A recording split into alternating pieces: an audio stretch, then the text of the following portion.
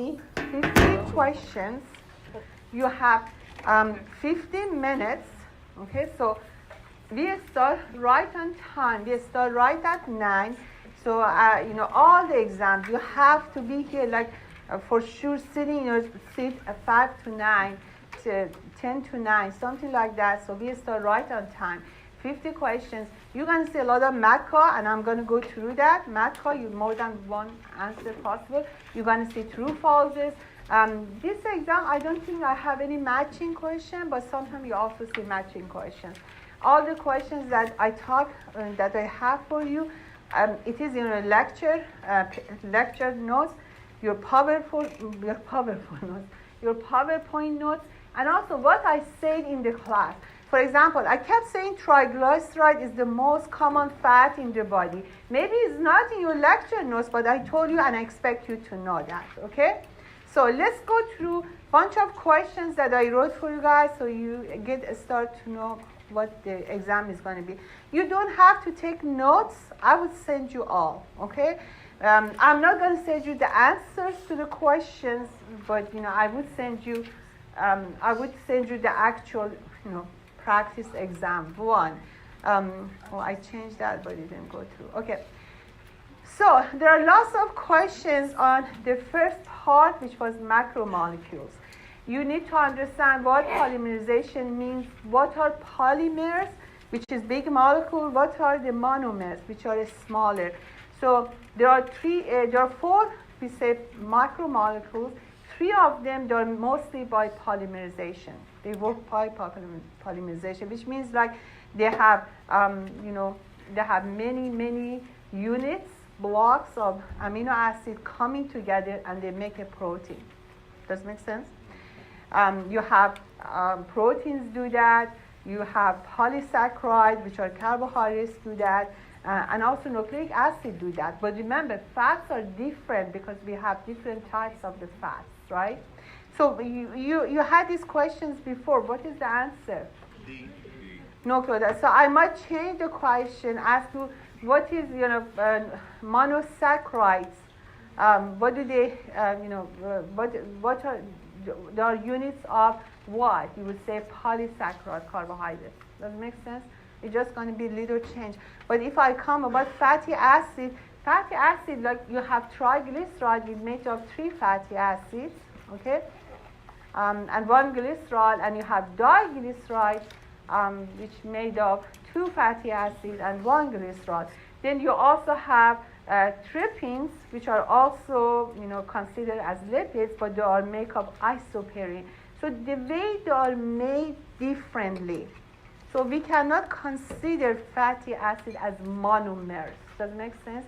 Because like when we talk about cholesterol is made of ring shape, all those structures. And so lipids are also considered as diversely associated macromolecules. They are macromolecules because they are large and they are inside the membrane especially, so they are very important. But general polymerization, when I refer, that would be polysaccharide, okay, nucleic acids, and proteins. Yes. Okay, so there's a question asking what polymer is used in the cell for storage, and starch and glycogen were on there. Which one did you put? It wasn't a macro.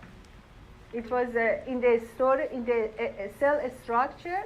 If we talk about cell structure, we talk about cellulose. No, storage. Storage is energy. So which one is it? We have glycogen, and also we have a starch. And actually there is a question there. So where do you find glycogen? Where do you find the starch? Because they both are made of glucose. Right. Where do you find a starch? In plants. But if it just says in the cell, do you just consider animal cell? Yeah, of course, yeah. Oh yeah, mostly we talk about, you're not going to be, Okay. yeah. Or maybe I should add animal cell, but you guys know, right? Okay. So don't read too much into questions. Do not try explain a question, because overanalyze it and we end up with the wrong answer. Which of the following macromolecule is or are polysaccharide used for the, if I ask you for cell energy, which one is it? Energy. Glycogen and starch. I didn't specifically say plant cells or animal cells, but it's a macro. It's a general. Does it make sense? Now, if I ask you what is the if this was monomer, you wouldn't choose the glycogen, starch, and cellulose. You choose glucose, right? Right? Does it make sense? Glucose is this. Plasma protein, plasma membrane proteins which covalently bind carbohydrates are called. I asked you before this.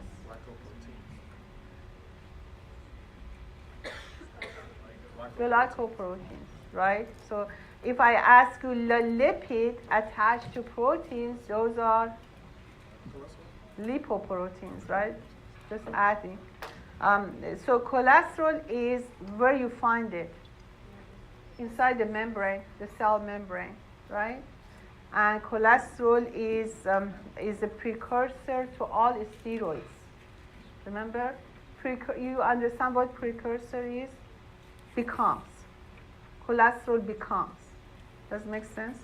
And what is terpenes? Is basically vitamin A, right? And we are not going to talk about it, but you might see it in a series of questions, the answers. And phospholipid is really important. What is the importance of phospholipids? In the cell membrane, right? Is a bilayer molecules basically. Make sure you know is amphipathic. What is amphipathic means? It has a hydrophilic head and it has a hydrophobic tails. And the two molecules, the two layers, they're facing each other. Okay, the tails are facing each other. The tails are hydrophobic or hydrophilic? Hydrophobic. Okay, and the heads are hydrophilic because they're facing an aqueous solution. What does aqueous mean? Water. Some of you know it, but you don't know with my accent, right? But it's just saying. Okay. Which of the following characteristics for mitochondria is correct? Now, I promise you're going to see a question like that, so that's why I keep asking you guys. Okay, is correct. So, it's correct. Okay, so this should be a Mecca. This should be Mecca. Let me change that. Yeah. So what happens? I had to go home and come back, so I needed to fix some of these questions. So that's question number 4. So I need to fix it. So give me the answers. If this is Mecca, so this is a Mecca, right? So is Krista right or wrong? Right. Does it have its own DNA? Yes. Does it have ribosomes? Yes. Does it have enzyme for TCA? Yes. Is it a storage of glycogen? No. So I'm going to change this, okay? So you put in MACA. Or I might give you the other way. I say which one of the following, characteristic is wrong, and you put E. But then it's not MACA. Does it make sense? So that's what I do a lot. I play a lot. Because, the stuff are the same. How many times I can change it? Which of the following statements is correct? And let me give you 10 seconds. I forgot to give you some time to read questions and then have an answer. And when you're ready, raise your hand so I can keep going. So I give you 10 seconds.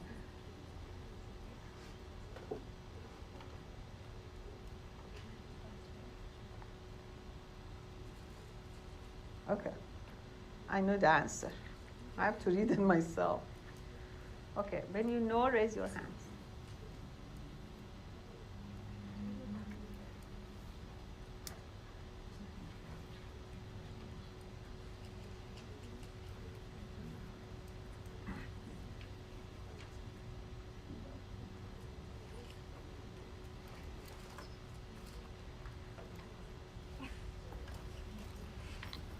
Okay? Oh, you know it. So which one is it? C.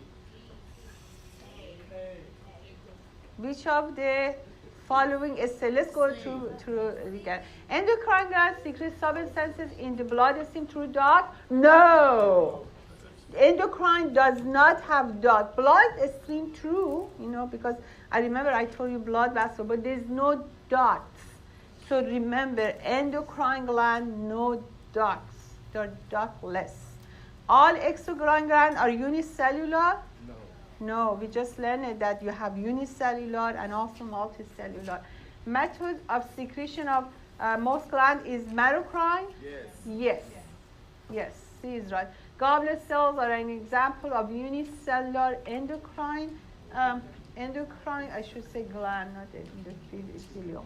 So, which one is right? C. Why D is wrong? Why D is wrong? Because it is a gland. Goblet cell, it is a gland. Is exocrine. Good job. So you would see this question, okay, in some forms. So make sure you know goblet cells are an example of unicellular exocrine gland. Exocrine, because they have ducts. So make sure you know that. Okay, now, did you get that? Okay. Okay, all of the following are example of biological macromolecules except 10 seconds. Don't say.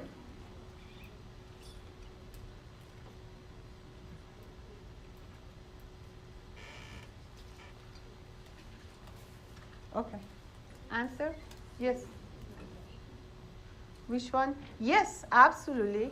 So, oh, okay. Yes, I would send it. Okay, so cellulose is a polymer, is a macromolecule. It's found in the plant cell wall. Okay, so it's a structure. A starch is a source of energy, and you find it like in potato, in plants. You don't find a starch in human body, right? You don't. That starch becomes fat for us, right? Amino acids, obviously, they are monomers, right? Because they make up proteins, right? Proteins are basically macromolecules.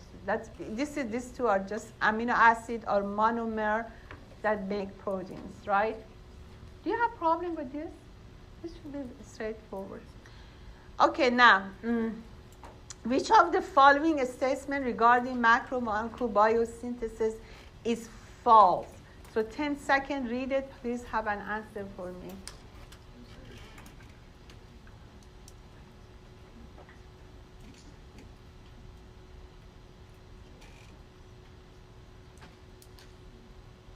It is MACA.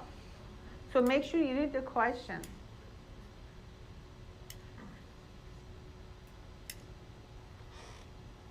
You have an answer? Anybody?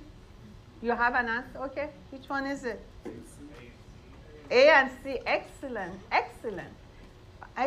It always involves polymerization on individual monomeric units? No. Because fats are not. Lipids are not. Does that make sense? Not always. It requires a net input of energy. True. You need ATP.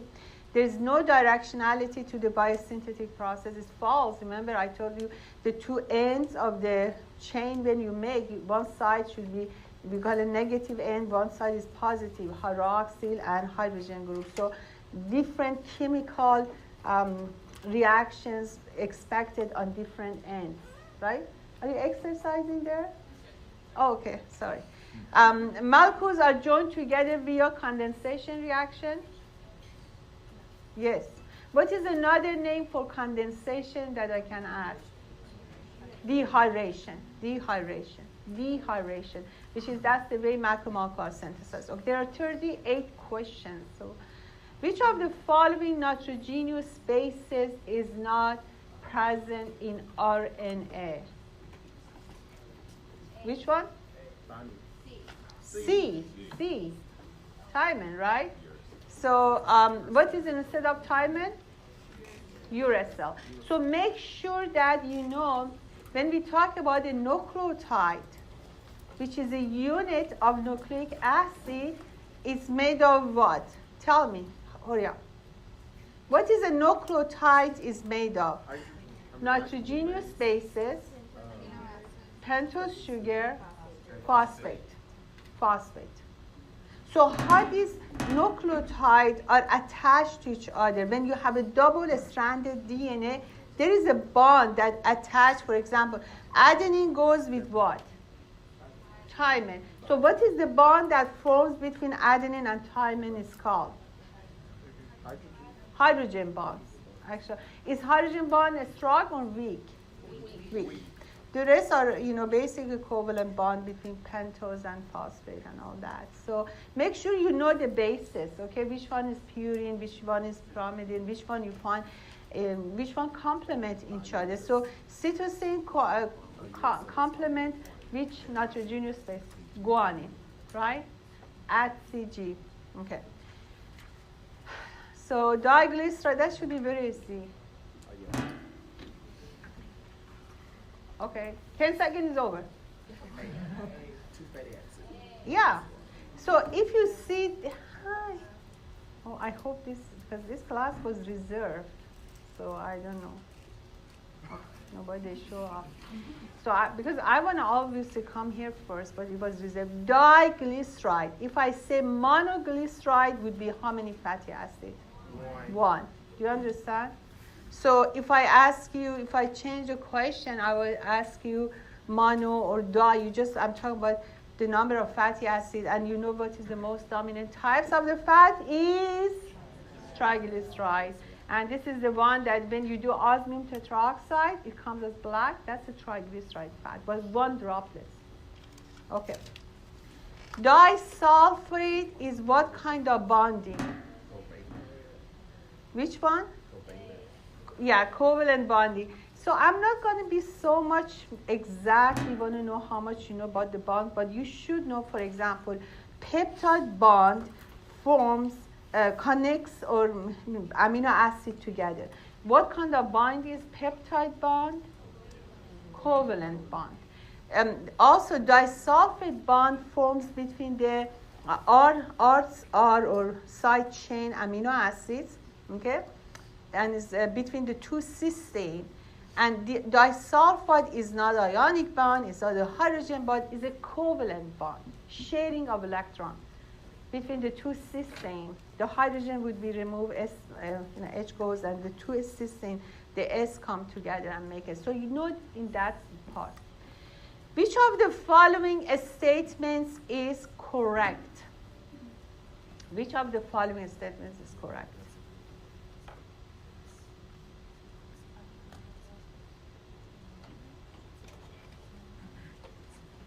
Okay, I know which one. Okay. What number is it? It's 11.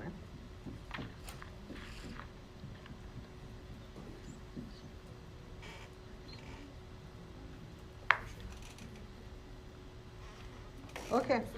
Raise your hand. Which one is it? You should know. A and B and D. Excellent. Good job. So I can make this question to 4 questions, a bunch of questions. Do you understand?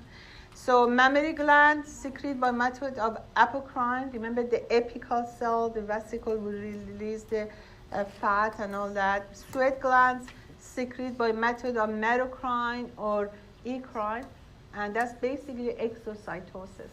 This is the most dominant type of secretion. So this is always exam questions. Merocrine is the most dominant. Salivary glands are endocrine glands? No, they are exocrine glands. How about sebaceous glands? Are they holocrine glands? Do you understand what does holo means? Means the whole cell burst. Okay? Because the glands are made of cells, right? These are multicellular glands. Oh. Okay, good. So it's MACA and you put all of them.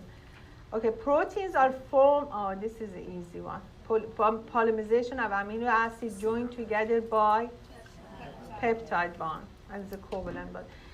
Which of the following could not be a constituent of a plasma membrane? Which one is not? Let me look.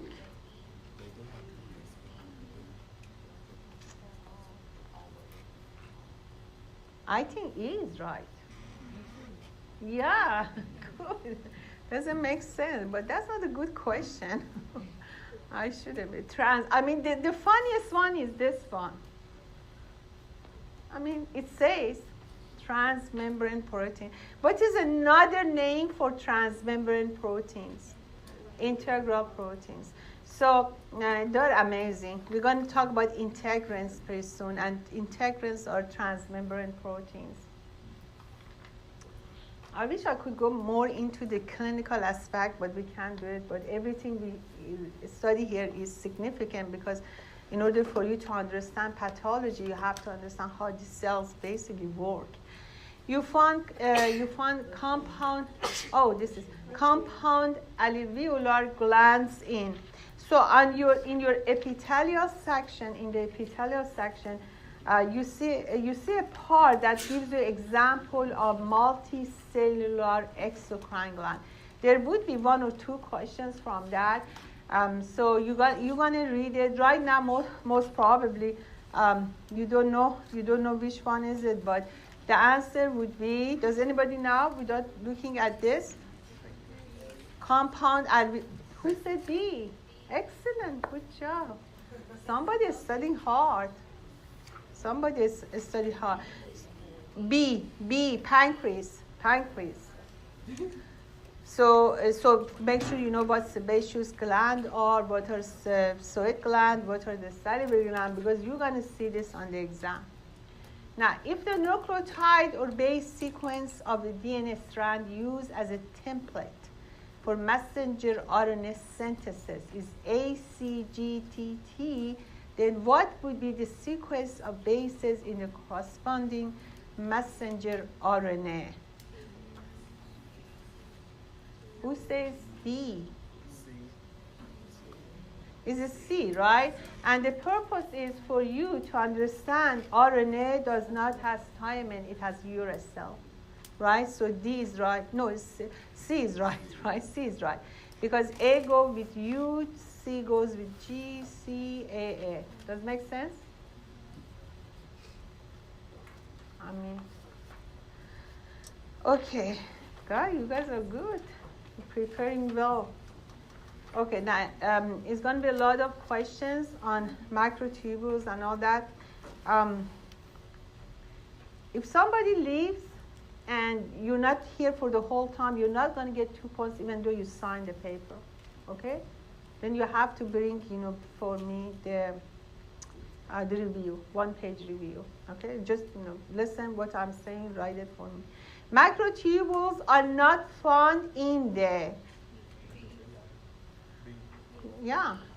B. Because if I say axoneme refers to flagellum or cilia, the same. It's basically the body is called axoneme. So I can change axoneme and I put cilia. So why is not working? Cilia is basically macrotubules. Flagellum is macrotubules. How about centrioles? Macrotubules. These are the ones that found in the cell division. And also make sure you know the arrangements of macrotubules, okay? So if I ask you, for example, flagellum, what is the arrangements, you have to know it's made of 9 doublets, macrotubules, and it has a +2 macrotubules in the middle, right? Centrioles are 9 triplets and 0 in the middle. So you have to study that. Which of the following cellular organelle contains catalase?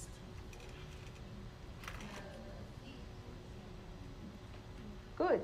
C. Why C? Exactly. So that's the thing is when you study, you always know both names. If I say peroxisomes or macrobodies, I could ask you macrobodies because it's also called macrobodies, but you heard most about peroxisome. So we have peroxisome and lysosomes. So peroxisome, you have to know they have oxidases and catalases. Lysosome, they have digestive enzyme. We call it acid hydrolases. And they have to work on the pH, very acidic environment. So make sure you know the difference between lysosome and macrobodies or peroxisomes. Make sure you know what is the function of Golgi complex, or what is another name for Golgi complex?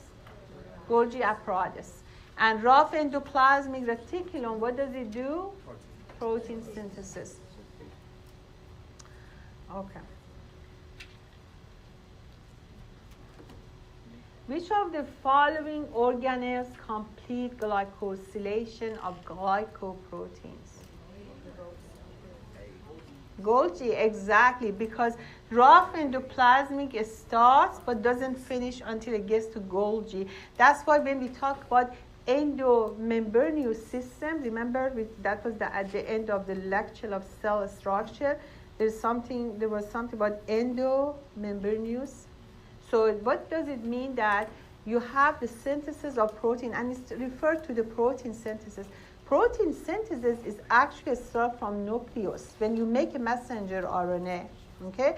Messenger RNA going to get out of the nucleus through the pores. Remember nuclear pore? It's going to go pass through, and then it's going to go to the rough endoplasmic reticulum, and then with the ribosome, it's going to read the message from messenger RNA. You make the protein, but protein is not going to go out unless it goes to the Golgi. Okay? So from the rough, it goes to the Golgi. Now, when we talk about a smooth endoplasmic reticulum, that's a different function. And even though it's connected to the rough, but has a different function because it makes what? What does a smooth endoplasmic reticulum makes? What? Lipids, exactly. Glycogen metabolism, which means that breaks down the glycogen, also involved in detoxification.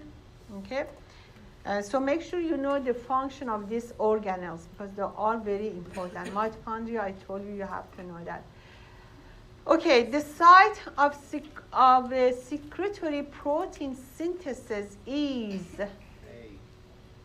which one? Which one? You have two choices here, right? That you think this is where the proteins are made, right? Rough endoplasmic reticulum and free ribosomes. So if I say secretory, or I ask you lysosomal proteins, you will say rough endoplasmic reticulum. But if I say the proteins that are made for inside the cell, such as we talk about actins and all that, those would be free ribosomes. And this is in your lecture notes. But the problem is we read fast and we just try to memorize. So when they come in the form of questions, lecture questions, we get confused. Okay. Did you get it? Oh, sorry. So secretory protein is A, right? Rough endoplasmic reticulum. Now, if I would have asked you for the proteins that you use inside the cell, except the lysosomal proteins, that would be free ribosomes. Proteins that's for inside the cell, because inside the cell you have a lot of proteins, right? Okay. What would be lysosomal proteins? What makes that? Oh, lysosomal, like acid hydrolase, they make enzymes there. So lysosome basically is made inside the cell. Good question. Goblet cells are only found within pseudostratified ciliated columnar epithelium. No. False. Where do you find it besides? Simple. Simple columnar epithelium, right? And really interesting because when you're looking at the different organs of the body, if you look at the trachea and also if you look at the digestive tube, the lining of digestive tube or gut, the wall of the gut or trachea, it should be very moist, okay, moist, viscous. So you should have these mucous cells or goblet cells, which are endocrine or exocrine gland. Exocrine, unicellular exocrine gland. They secrete mucin, okay, which is glycoprotein, which as it secrete, it absorbs the water and become a mucus. So this is a false answer because you also find it in the simple columnar epithelium.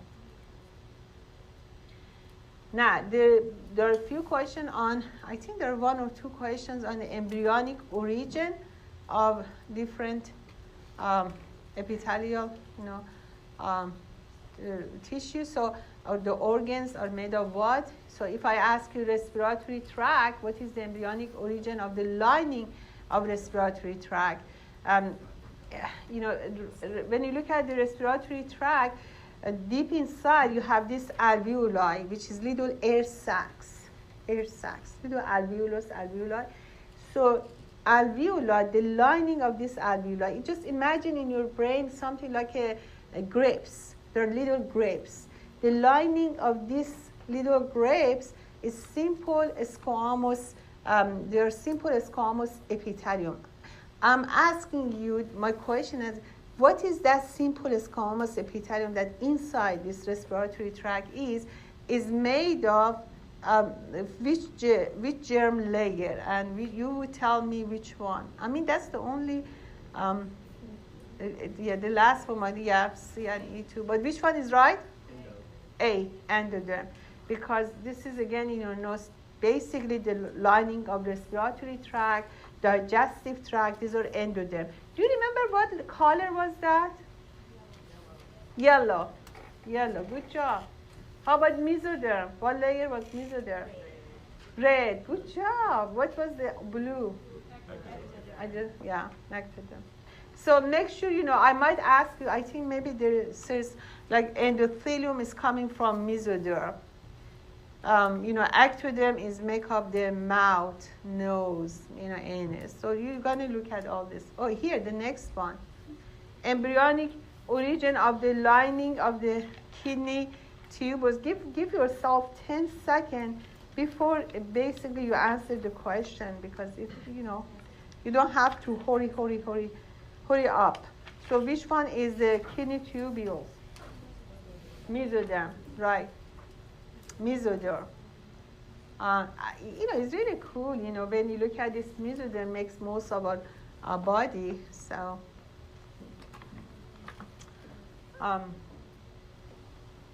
glycogen and a starch are both found in plant cells. What do you say?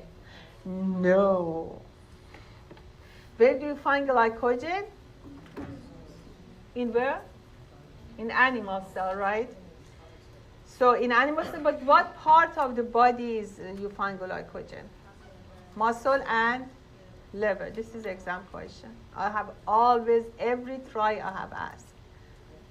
Where you find glycogen is a source of energy, and basically is a polysaccharide, so it is a polymer. Poly means several. A starch is also source of energy, right? But you find it in plant. Starch, potato. Potato is one of those things that is delicious in any way you cook it. Potato is delicious. No, I'm serious. Don't you think so? Make French fries, roasted, bake it. What can you do with potato that comes so by? Oh my God, hash browns. Oh, that's my love. In the morning with eggs. Oh my God. Mashed potato, all that is very good. Okay, so I would ask you for sure glycogen, because that's very important. So peroxisomes, MECA, which one is it? We already done part of it. No, it's not called lysosomes for sure. I take points off if you put that. Peroxisomes are not lysosome. And people make mistakes, but because this is also innate defense and all that, but B and D, excellent. If I have changed the question and I would have asked you lysosomes, you would choose this one, acid phosphatases, right? Because oxidase and catalase are especially for peroxisome. Okay. The most superficial layer of an epithelium is referred to as A. That's the apical layer. So those of you who haven't had the lab yet, lab 3, today I explained that you have to know on the pictures which side is apical side, which one is the basal side. Apical faces the lumen, the middle of the trunk.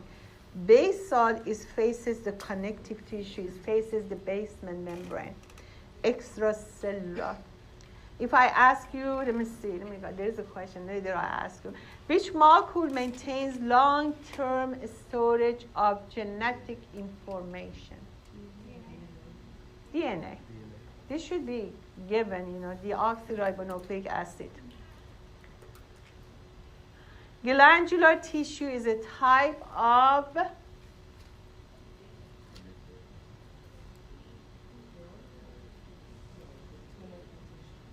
Glandular tissue is a type of epithelium. Sometimes, question is so easy that you read too much into it. As I started my lecture yesterday, I told you epithelium covers the surfaces of the skin and also goes inside and make the glands. So if you have a patient with a skin issue, they might have glandular problem too because their embryonic origin is the same. So you can relate everything to embryology. It's really cool. Okay, so glandular tissue is a type of epithelium. It's not the type of connective muscle nervous tissue. Golgi apparatus contains ribosomes within its cisternae. False. Does not have. No, Golgi, I got confused with mitochondria for a second. So it's false, right? Actin filaments are involved in, this is cytoskeleton lecture. Anybody?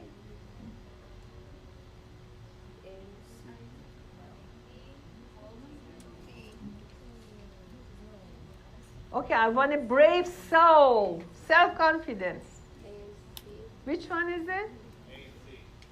A is wrong. B and C. Mitotic spindle are formed from what? Macrotubules, exactly. Cleavage ferroformation, where is it? In cytokinesis, when the cytoplasm divides. Cytoplasmic streaming means that basically this actin filament inside the cell move the cytosol, so all of the cell gets the nutrients. You distribute the nutrients. And you see it a lot in the plant cells, but you also see it in animal cells. Cysteine is found in which one? Or read your nitrogenous bases, then you need to know this stuff. Both of them, DNA and RNA. General characteristics of epithelium include, read this for sure because there is a question on characteristics of epithelium.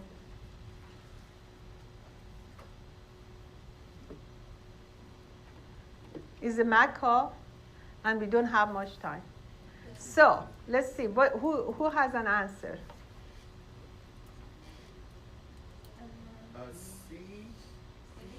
C is right. D is right. E is right too. So, yeah, the only one that's basically, there's two of them that's wrong. Do you know what extracellular matrix is? I brought it because you might see on it. Extracellular, the name says extracellular matrix, means the elements that there are fibers and proteins that are outside of the cell, they're not inside. Extracellular. If intra means within. Like if I say intracellular fluid, I'm talking about cytoplasm, cytosol, which is inside. If I say extracellular fluid, means outside, okay? So contains lots of extracellular matrix. And when they say matrix, they're talking about fibers, collagen fibers, elastic fibers, lots of proteins, and basically cells, they're little like blood cells that are outside of the cell. So this is yes or no? No, because one of the characteristics of epithelium is contiguous. What does contiguous mean? That's a Spanish word I don't understand, Dr. Rez. Contiguous, what did it mean? Packed tightly. Thank you so much. Packed tightly. I'm learning English. Good job. Excellent. So the answer is C, D, and E.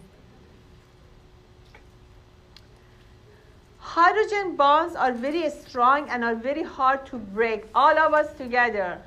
False. You can break it easily. That's why you can separate the strands. That's why when you go through the process of transcription, which happens inside the nucleus or cytoplasm. Nucleus. So you can separate this double-stranded DNA, so you can make a messenger RNA from one of them. So call it unzipping. Okay, so this was false, right? Now, oh my God, I know the answer. Transcription and translation both occurs in cytoplasm. False. So there is going to be a question on that. Identify the intramolecular interactions in the tertiary structure of proteins. Which one is it? Yeah, all of them. All of them. So what you do, if I change the name of this, if I just put a hemoglobin, you understand hemoglobin is a protein, right? Is a quaternary structure of proteins, right? Okay? So, understand like what is a hydrogen bond, what is a hydrophobic covalent and ionic bond. And if I change the tertiary to quaternary structure, is the same type of bonding, right?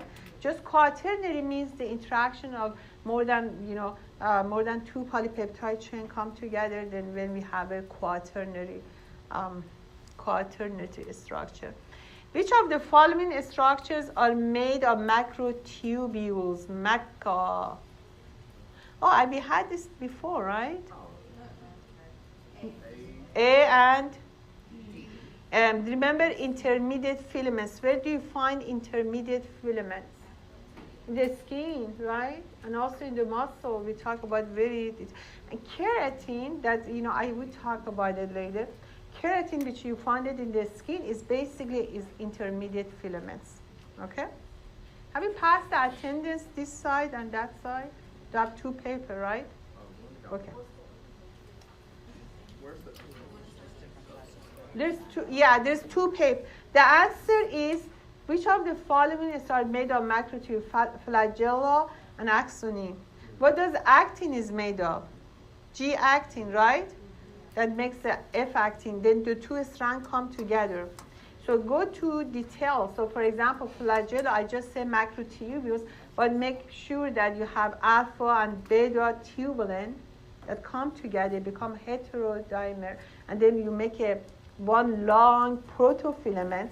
And then I said 13, don't remember about 13, but just bunch of these protofilaments cup and make macrotubules. Which one is the biggest one, macrotubules or actin or intermediate filament? They have the biggest diameter. Macrotubules. Okay. Okay, a stratified squamous epithelium is found in which of the following organs? There are a bunch of questions that you have to identify where you find what epithelium. Okay? So which one is the answer for this? No, B is right. B and D, yeah. B and D. Now, I just said a stratified squamous epithelium, which means that several layers of the epithelial layer. First of all, in order for me to say a squamous, I would look at the apical layer or basal layer. Apical layer. Okay, so it's stratified squamous. So when apical, like on the top, you always look at the top layer to say this is a squamous or cuboidal, because you might have some either columnar in the base, but you always, when you identify the tissue, you look at the most upper layer. Okay? So if I say stratified squamous epithelium, also I have to identify is this keratinized or non-keratinized? So digestive tract, do you think is moist or is this dry environment? Moist environment, right? So do you think the cell have their nucleus or they don't have their nucleus? They have their nucleus. So these are non-keratinized stratified squamous. If I say digestive tract, okay, that's esophagus is a part of the digestive tract, right? esophagus. Oh, well, hello.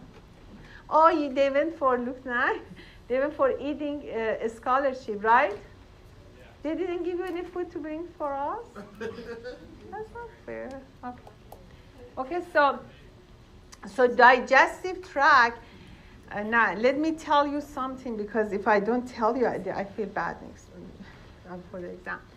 So majority of digestive tract is made of epithelial tissue that we call it what? What is the majority of? Jejunal, for example. What? Simple columnar epithelium, right?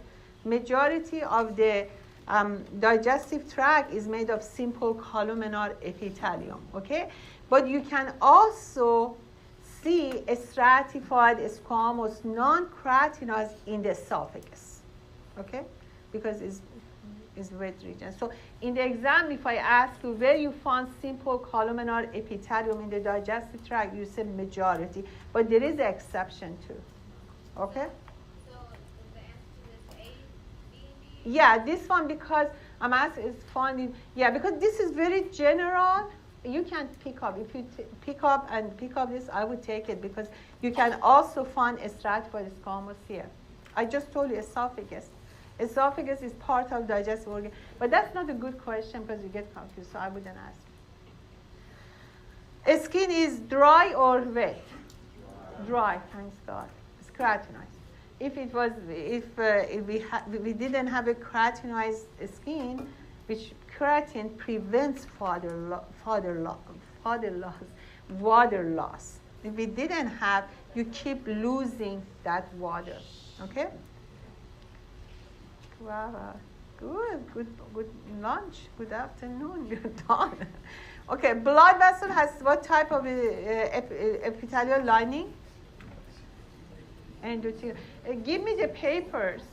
Okay, so we don't, some people sign, okay. The both of them? Yes.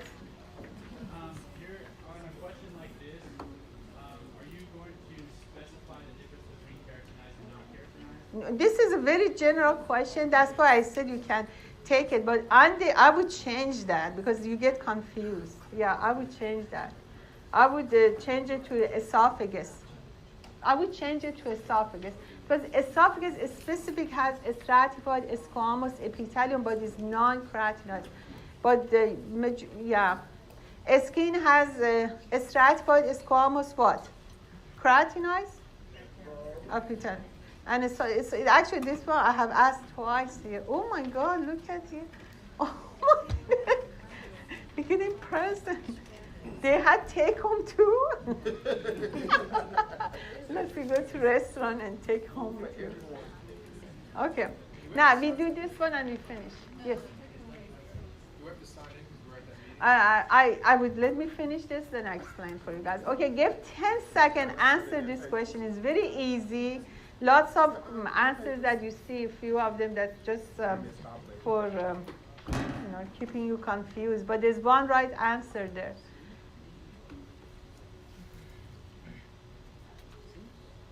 Come, you're in the right place. D is right? So if you're ever at Parker, you see a bunch of answers and you have no idea where they're coming from, that means they're not answers, right? Because I think this is like a principle is in genetics, or somebody is in genetics here should know that about it. Fluid mosaic model, you know it. This is for what? That's for membrane, right? And I don't know what is, I just found this allopatric. I don't know what is that. So the right answer is principle of self-assembly, okay? So I'm going to finish because I have to go somewhere else now. Those of you who came late, you can listen to the recording. Yeah, where is the recording? Right here. Okay, good. So I hope they can hear. So you're going to write for me, look, 2 paragraphs.